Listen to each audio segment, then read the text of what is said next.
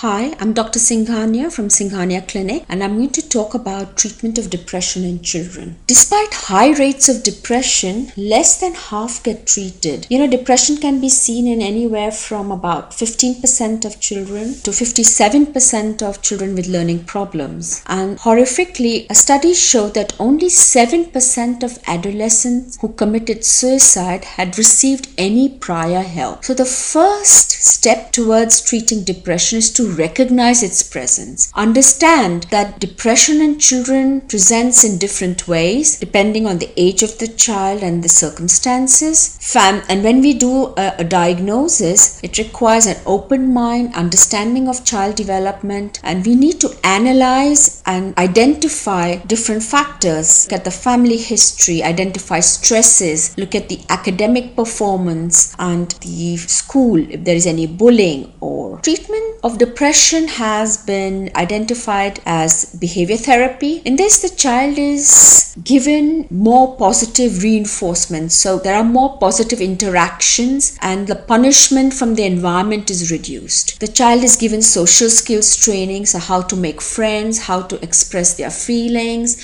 how to deal with bullying, assertiveness training. They are also showed self-monitoring, so they know that I have to do so much exercise or go out to play because this is going to help me feel better. Similarly, relaxation training is part of behavior therapy, where their children are taught to relax, and even the older kids taught mindfulness. Cognitive therapy is changing the distorted thinking these children may have developed. So they tend to magnify a problem, or they only see the negatives and ignore the positives. They have things like, what's the point? They also have what we tell the children, unhelpful thoughts. So for example, if there are two girls, Sarah and Aisha, and they both invited their friends over to meet them after school, and both the girls say, no, we can't do because we have homework. Now Sarah may have negative thinking or irrational thinking, and she'll start feeling rejected, and she'll say, my friend doesn't like me, I have no friends, and start feeling upset. Whilst Aisha may say, oh okay, so she is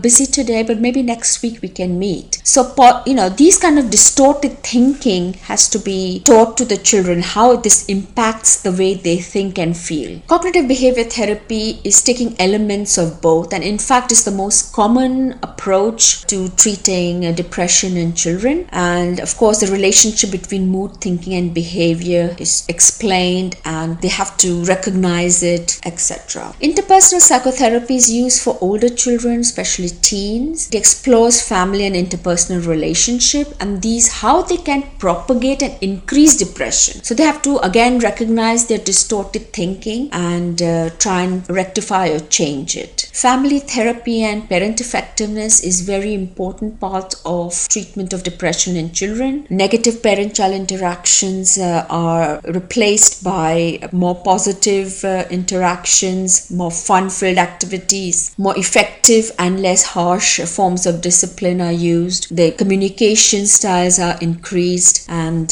parents and families given support. Medication is also used in some percentage of children. SSRIs like fluoxetine is well researched in children. It may not necessarily be used as the first line or as the only treatment. It should never be used as the only treatment, and it's used for more severe forms of depression. If you're seeking help, please visit our website www.singhaniaclinic.com or call us on the number shown below. Thank you for watching.